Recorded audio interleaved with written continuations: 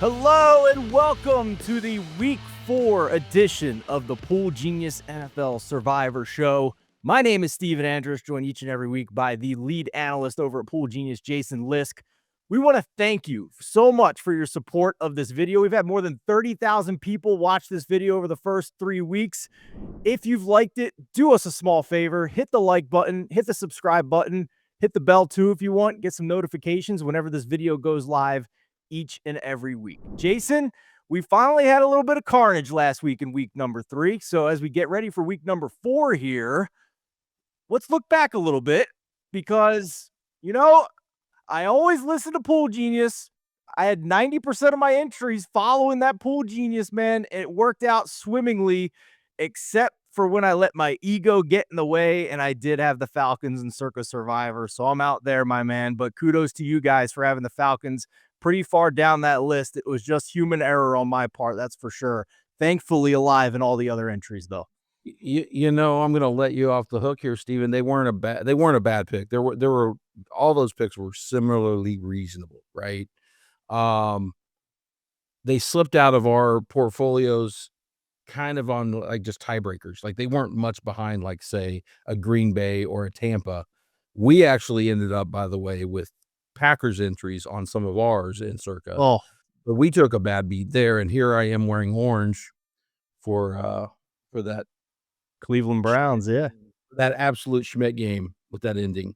I cannot believe they lost that game in regulation. Like I could have stomached it maybe. They miss the kick, goes to overtime. How do you lose that game in regulation up 10 and then have the ball at the opponent's 20-something with like under 30 and they have no timeouts? Like literally the only thing that could have happened in that game in regulation for the Browns did. Like, so do you prefer that you got a bad beat and knew you were on the right side, or do you prefer it like me where I was done before my pizza got delivered? Yeah, I mean, you might have held out hope till like the third quarter, right?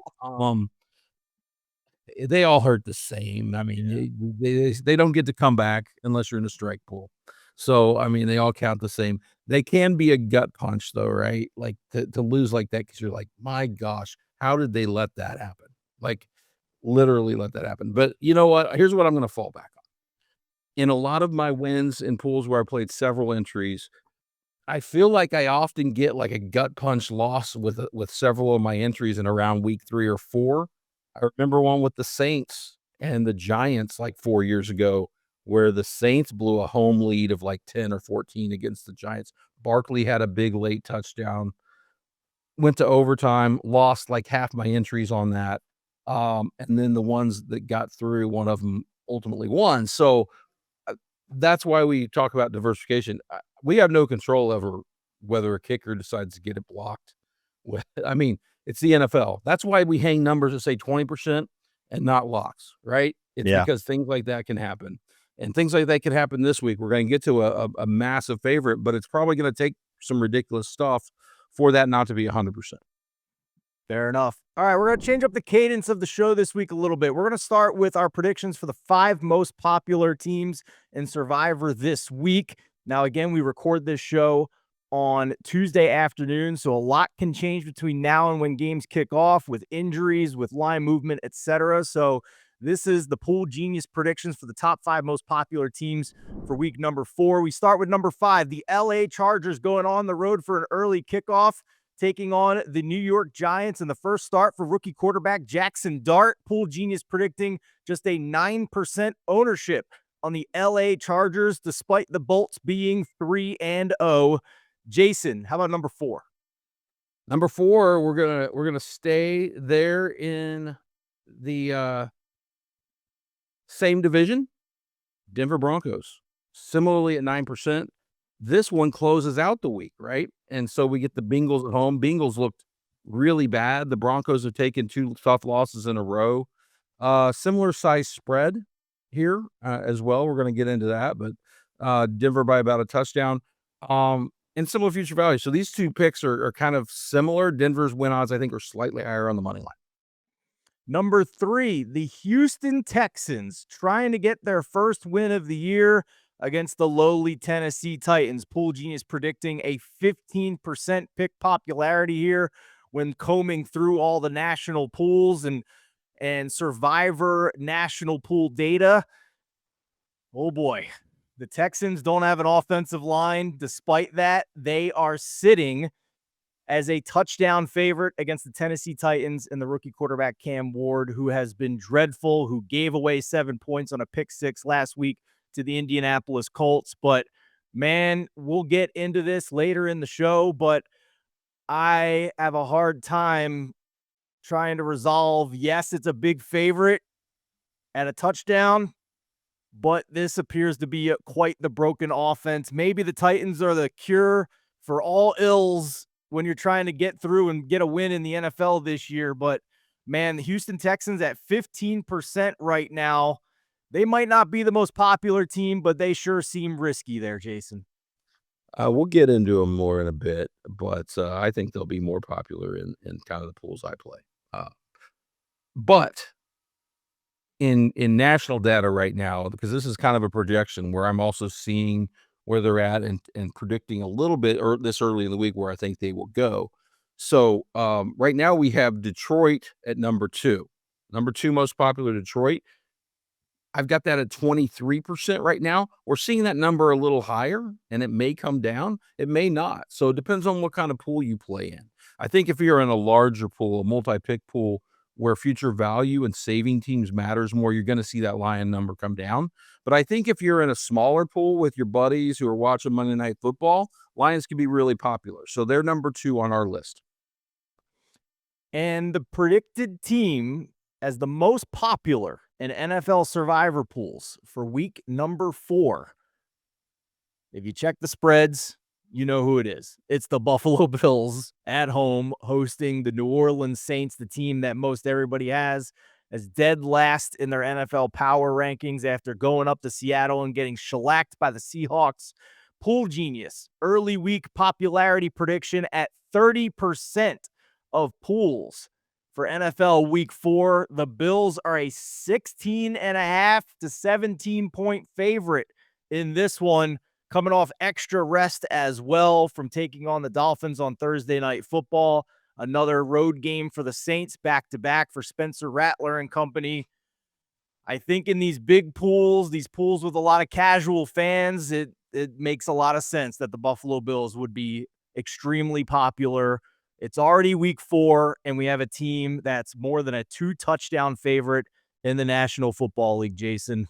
I guess what a time to be alive. Yeah, we may not see another one this high this year. I mean, we may, right? It probably is going to take a series of injuries for a team because we do have the number 32 team against, I think, the team that is in most power ratings second, slightly behind the Ravens in the betting market power rankings, but similar. And I don't believe the Ravens play the Saints. So this is like the biggest, like, both extremes of the mismatch pie we have here. And so I'm not sure we're going to see this number unless we get something like happened last year with the Saints or, with the Giants where there are just so many injuries and the quarterbacks were out.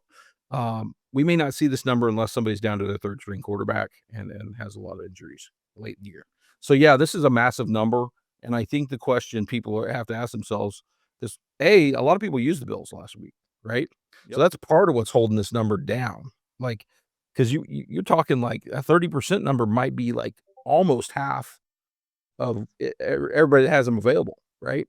Like not quite, but close.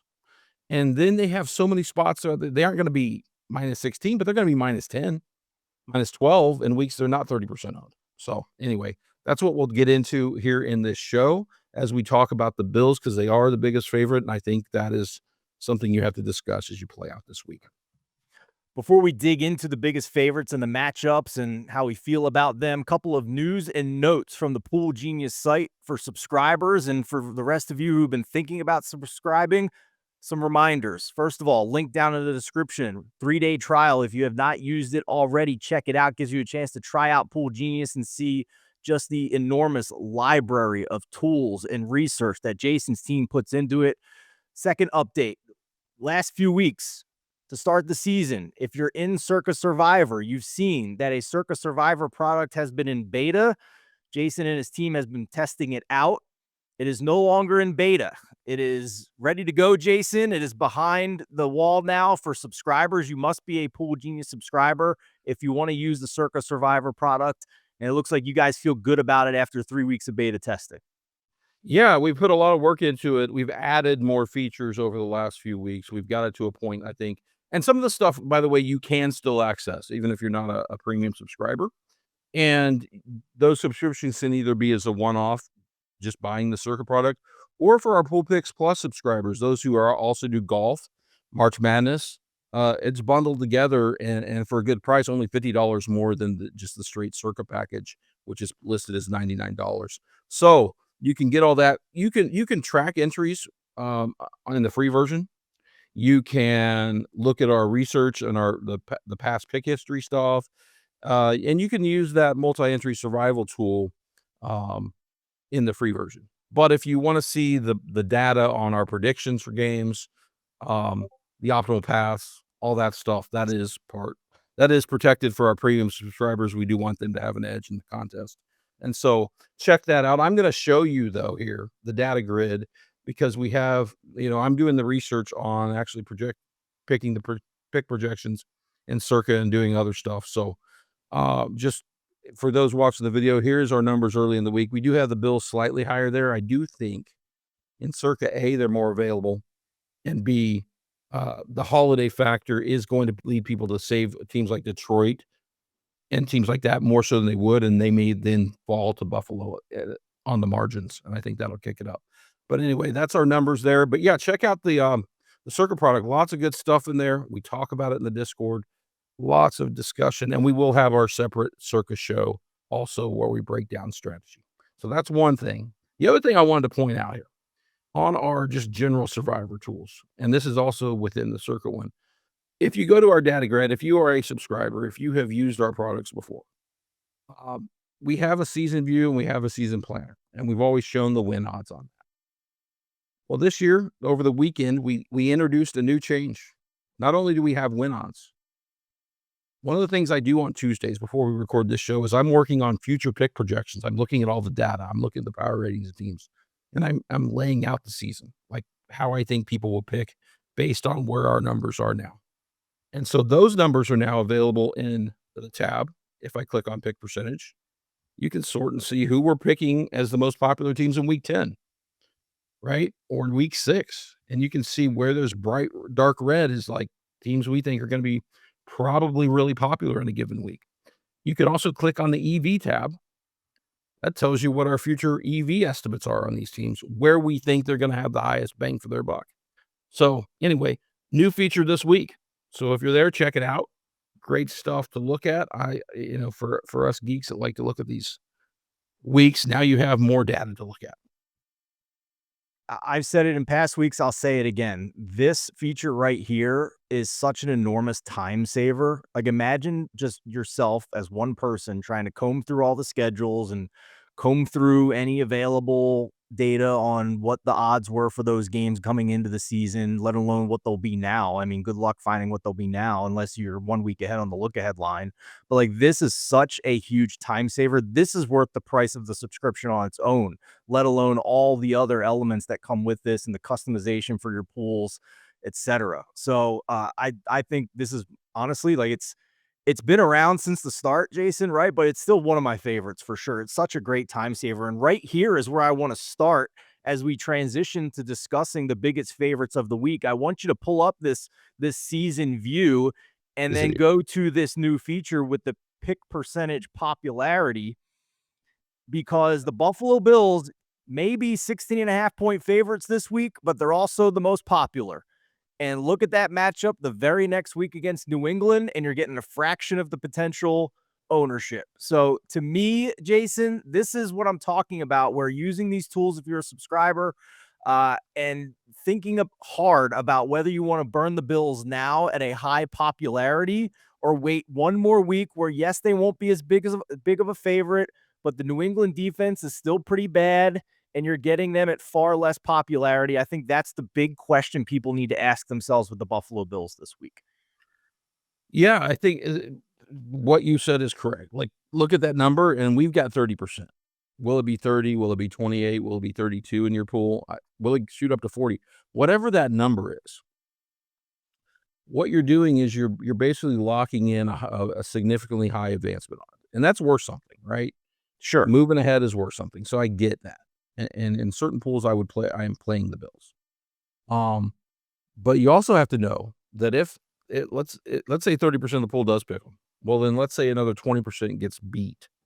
And so now the Bills are making up 38, 39, 40% of the advancing entries, adding on to the ones that were used last year. If you look at those numbers we have projected in the future, next week's the highest spot, but that's because they're going to be used up if Buffalo wins this week and others get knocked off. Like it's going to be impossible for them to have high ownership at any point after this if that's Yeah. how it plays out. And so that's why there is value. Like if we look at EV, right? I'm pulling up EV. Very good EV this week. EV is a risk reward number. Tells you kind of like what your pot share should be relative this week. Anything over 1's positive EV.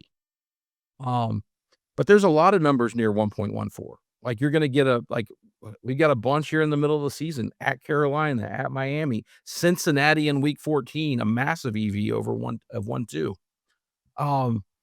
Because nobody's going to be like they're going to be like under 3% picked, right? And they're going to be the biggest favorite of the week. And so that's the trade-off you have to make. And that's where I think you have to make decisions based on your pool. I'm probably going to save them mostly in my pools that are definitely getting to week 14, 15, 16, 17, right? For the most part. I will sprinkle, because I play large number of entries and portfolios. I will sprinkle them, but I don't want to match the public number of 30% of my portfolio.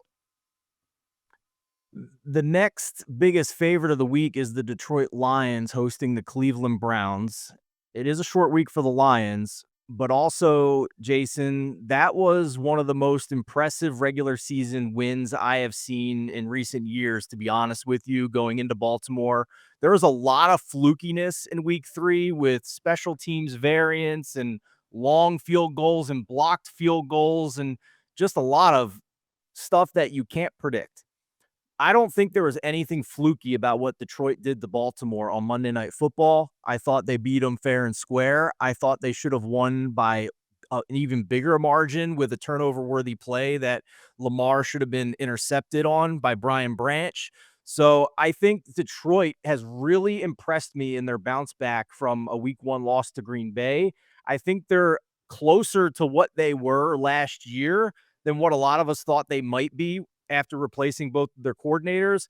And then from a survivor perspective, if they're not going to be the most popular, that's attractive to me.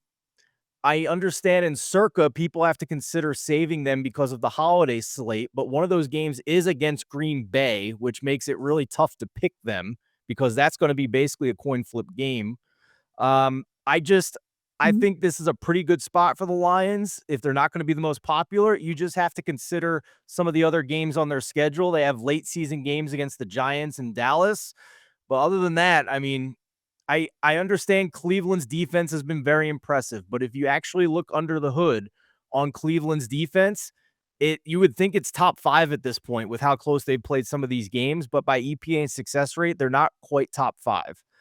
They have a great pressure rate because they have Myles Garrett, who's an absolute monster, but this is a bottom 10 offense with a top 10 defense against one of the best rosters in the NFL on the turf, indoors. Browns coming off, frankly, they won, but it was very fluky with another field goal situation in that game. So I'm leaning towards the Lions being in my top 3 this week, even though it might be more than 20% pick popularity in normal pools outside of Circa that don't have the holiday schedules. I'm not as worried about the Browns as I think a lot of people might be after they pulled an upset last week. I am probably not going to have Lions anywhere in my portfolio. Okay. Because I don't like to take teams so they're not the biggest favorite. They're still popular. So that pushes their EV down, especially when you have a 90% plus team that's kind of hoovering up the EV this week. So there's not that much EV gap between Detroit and some other choices. And they do have several spots that we can consider. And I think it's because of the other options this week. I know you don't like one of those options, Yeah, we'll but get into these that. are these are the options that I tend to play in this time of the year when they pop up. I love 0-3 and 0-4 teams. I love grabbing them when people don't want them, when people have market hesitancy. That's when I get value. Because Houston simply does not have much future value. If you think they're a slightly subpar team, why wouldn't we want to play them against probably the 31st best team in the league and one that the coach is 3-18 or whatever and can't coach out of a paper bag? I He's mean, pretty this bad. is a lot to use them. Okay. Anyway, and, we get the whole Houston Oilers nonsense with the Titans versus the city of Houston. I'm gonna have my love you blue hat and rooting against Great narrative. the Titans family there. Fair points, man. Let's get right into that game then. Let's talk about Houston against Tennessee. You said you love spots like this. Yep. In my handicapping process, just from against the spread betting situation, which is obviously very different than Survivor, where you're just looking for a win. I put a decent amount of emphasis on offensive line play and how much it can submarine an offense if they're just below a threshold of functionality. And I'm pretty worried that that's what this Texans offensive line is. I would never lay 7 points with the Houston Texans just from a betting perspective. But again, that's not the assignment here in Survivor Pool. So I certainly concede that Brian Callahan is a nightmare, like kicking 60-yard field goals instead of going for it on fourth down.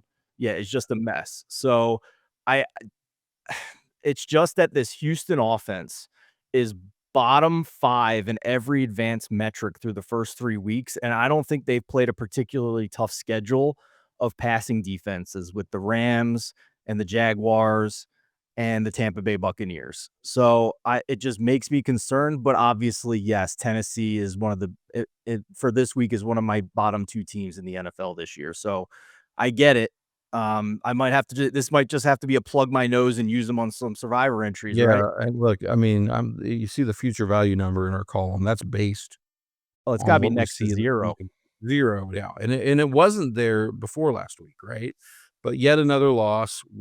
They're now rated, in ours, I think slightly under, like, average, like, about a -1 or so, like, compared to a league average team, but the Titans are like a -7 now and keep getting worse, and it's in Houston, and so this line seems fair to me, honestly. I know you wouldn't bet it, but, um, Houston is like, you're not gonna wanna use them, right? And so, I Yeah. play in a lot of pools that are huge, right? And so you gotta hit games like this.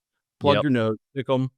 Hit them so you have the Bills and so you have the Ravens late in the season when you have to make 2 picks in a week and people are out of picks, and you just drop an 80% on them while they're picking a 50%.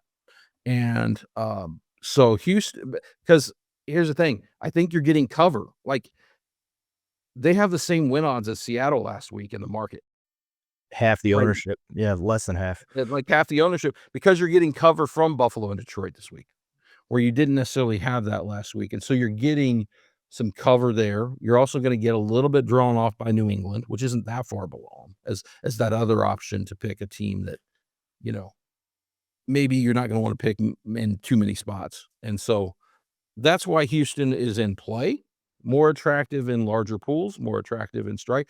If I were in a rebuy or strike pool, yes, absolutely, Houston's the number 1 choice. I'll buy back in, and I will not have used the team I'm worried about having wasted on my entry. I want people picking the Bills and the Lions in rebuy pools. I think the best point you've made about Houston is that not just the future value, but like this was a team that most of us coming into the season thought was on the list of 18 teams that we're going to have to pick, right? Clearly in our top 18 power rankings, no matter where you had them. I'm not so sure of that anymore. Like, I'm not so sure that they're a top 18 team the rest of the season. I think they're pretty bad. So, if not now, then when? And the answer is probably never. So, your point is well taken on that. And I'll put it in this context too. Picking them versus trying to decide to pick Denver against Cincinnati, I think it is Texans for me just based on quality of opponent, even though Jake Browning looked terrible last week against Minnesota.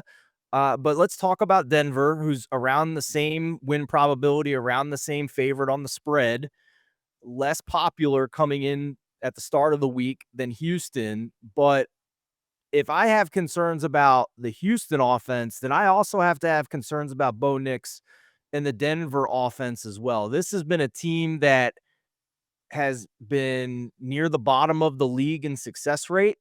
For those that don't know what success rate is, it means getting half the yards required or more on first down, and then 75% or more of the yards required for a first down on second down, and then all the yards required to get a first down on third or fourth down. So Bo Nix is not consistently moving the ball play to play to start the year.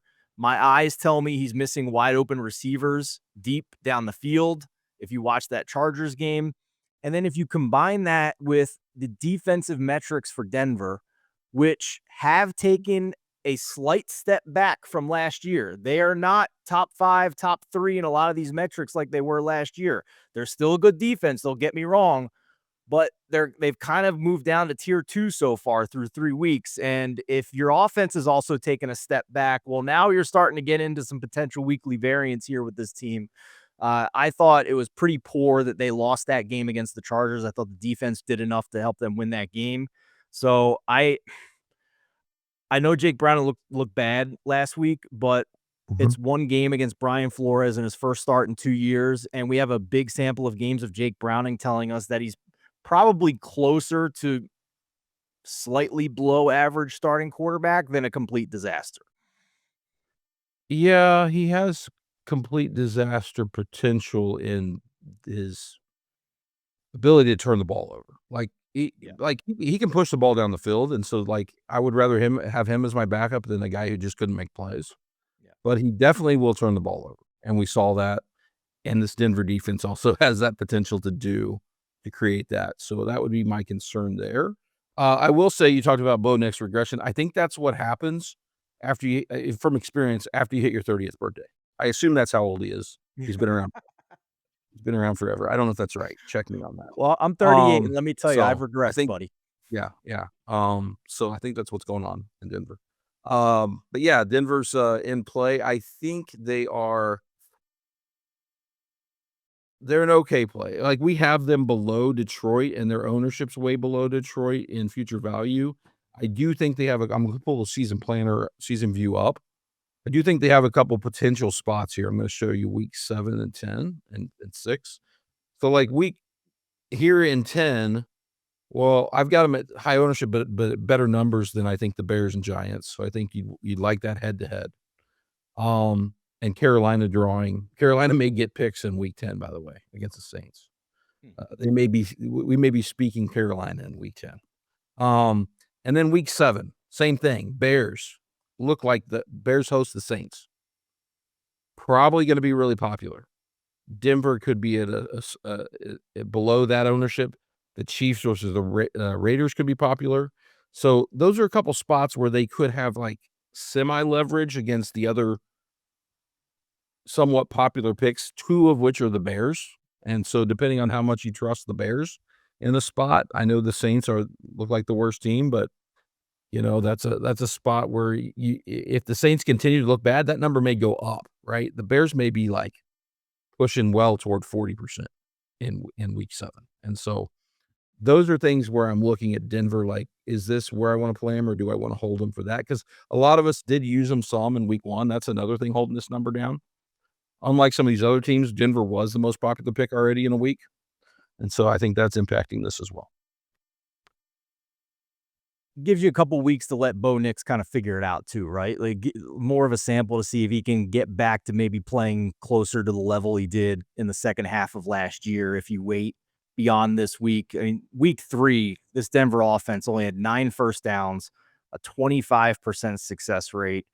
For context, the worst quarterback season over the past 4 years by success rate was 2021 Zach Wilson with a higher success rate than that. He missed a lot of receivers deep, +2 on the turnover margin, and they still lost the game, which shows you how little they moved the ball. So I like the idea of like giving Denver a chance to fix its offense and figure it out moving forward because the offensive line is really good. So maybe they figure some stuff out here in the next couple of weeks. Um, Before we get to our top three, Jason, go ahead and pull up that week view and then sort by popularity, I suppose. There we go. And just any of those teams below Denver Okay. and the Chargers. No, we'll include Chargers in this group. Starting with the Chargers. Anybody in this tier that stands out to you, maybe interests you? Oh, yeah. I mean, New England's interesting because of the future value factor, right? Um, Especially if I'm going to get them at, again, because we got 30% of the pool with I hesitate to say a lock, but it would take crazy stuff to happen. So with 30% of the pool taking a semi buy this week, um, that changes the dynamics where I'm willing to, like, if I can get a New England or a Houston through, New England at lower ownership than Houston, slightly lower on the win odds. You're catching Carolina. I think a lot of people might stay off New England because of what Carolina did, but it's not like Carolina dominated that game from a statistical perspective, right? From a play-by-play perspective. Atlanta didn't score. Atlanta gained more yards than Carolina. It's not like they went out and Yeah, they rolled up and gave down the points field to away. rack up those 30 points.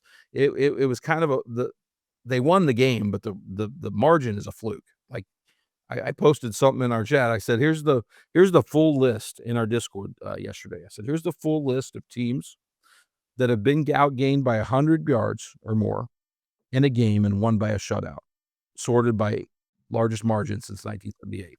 Carolina 30-0. Then a game from was it early 90s, 9-0, and then one at 7-0. There's 3 games where a team won by shutout while getting outgained by 100 yards, and all the other 2 were by a single digit score, 9-0, 7-0 defensive slugfest. And uh, so what I'm saying is I'm not changing my opinion that Carolina's probably in the bottom tier of teams in the NFL, even though if you just went by a 30-0 result, you're like, I want to stay off that team. So maybe we'll be eating crow again. Maybe it'll be more of the same after what they did to Atlanta. But I'm willing here to consider New England because they don't have any like smash spots in the future. They got some that come up like this where you might consider them. I completely agree with you. And you talked about the weirdness in the Carolina game. I'll talk about the ridiculous weirdness in the Patriots game. A lot of us bet Patriots last week and just shook our head at this 5-year streak of voodoo that Mike Tomlin seems to have going his way with turnover variance, +4 on the turnover margin for the Pittsburgh Steelers, which is how they won 21-14, despite being outgained 369 to 203 in the game. Just if New England stops fumbling the football, they win that game. If the tip pass in the end zone doesn't go right into the hands of a Pittsburgh Steeler, they win that game. The offense for New England looked really good last week. They just kept shooting themselves in the foot. So, as much as the Panthers were handed the game against the Falcons, the Steelers were handed the game against the Patriots. So, I think if you look at this box score any other week and you take away the turnover variance, Patriots might win this game against the Steelers by 2 touchdowns. So, I think this is a very good buy low spot. I agree with you. The market clearly agrees. It's been at that dead zone of like 5.5. Uh, Panthers have to go on the road again, which they've been horrible at the first 2 weeks of the season. Everything you said just in terms of best practices with survivor pools and popularity and future value and all that, it fits for me as well. They will certainly be in my top 3. The rest of these teams in this tier, I'd like to see the Chargers offense kind of get back on track a little bit first before going into this unknown with a rookie quarterback. Maybe he's good, maybe he's not. We don't know. Probably bad, but you never know. Um, with Jackson Dart, the Packers have a ton of future value. Got to save them, in my opinion. I don't even know who's starting at quarterback for San Francisco this week. I don't know if Jawan Jennings is starting. I don't for the Washington Commanders on the road. That's already been bet down under the key number of 3. So there's Falcons money that's come in against the Commanders in that game. And then beyond that, you're just looking at a lot of pretty coin flippy games here. The Rams are -3.5, but surely there will be better spots to play the Rams against a team with a far less potent offense than the Indianapolis Colts have shown in the first 3 weeks here. So I think in this tier, it's New England, and I just forget about everybody else. Yeah, I'm pretty much I mean, Green Bay is, I guess, something you could consider at low ownership as like a sprinkle. Like, do I wanna have a little bit of Green Bay in play in case? I wouldn't play much of them, and because of the reasons you laid out, I think it's not like a smash spot, and they do have, I think, a couple weeks where they're like week 9, I think they could be a really high leverage play because the Rams are gonna be super popular that week when Mhm. they host the Saints. Pretty much circle whoever's hosting the Saints, and there's the potential that that week, gets steamed up in popularity, and I think you got that with the Green Bay. I think they play the Panthers that week, is that right? I'll look at our season planner. Week Yes, 9. they Yep, do. they do, Rams they against play the Saints. so, yeah, see, I mean, we've got them as the higher EV compared to the Rams because the Rams are gonna have more popularity. So that's a spot I'm considering. Green Bay is like a, back of my mind. They could be useful there. And so I wouldn't do too much Green Bay this week. And in Circa, they're a holiday game, so you just Yep. gotta try and keep as many of them as you can. Um, all right, let's finish up here, Jason. Yep. Give me your top 3 for this week. Okay, my top 3. Okay, and again, this is based on the kind of pools I play. Really large pools. Probably over half of them have several weeks late in the year where I gotta make 2 picks. I'm in some rebuys and strikes. Houston number 1. Because I'm not gonna get a touchdown favorite, whether we agree with that spread. I'm not gonna go IKB too much off that number, and I also think that the long-term concerns about them are legit, so I think this is a spot where if I can get them below 20% with cover by some other teams, that's the kind of pick I want. Patriots are another one. Patriots are, uh, kinda that counter, and so if I'm playing this week kinda strategically, I'm playing the low future value teams if I think the others are gonna draw enough popularity away from them, and so that's one I'm considering. Now the last one is the hard one because, I don't know that there is a clear third. I think it's more a case where, in some smaller pools, I'm probably doing Buffalo as an alternative. I'm gonna go ahead and take the 90% to counter my low future value plays, and in a larger pool, I may be looking at something like a Denver or a Green Bay at low ownership relative to their odds, just to try to sprinkle a few. I'll say Buffalo is my third. I'll be boring and say, not my top 2. I wouldn't have them if I only had a couple entries, but I would have a sprinkle of some of my entries on Buffalo. All right, here we go. My top 3 for NFL Survivor pools in week number 4. As I say each and every week, I immediately cross off the team that's the most popular, just part of my process. That's how I like to play it. So the Buffalo Bills will not be in my top 3. I certainly agree with Jason. If you have a lot of entries, you may want to at least have one on the Bills in case there's a lot of carnage elsewhere. So I certainly get that. They're a huge, more than a 2 touchdown favorite this week. So my top 3 for week number 4. I'm gonna start with number 3.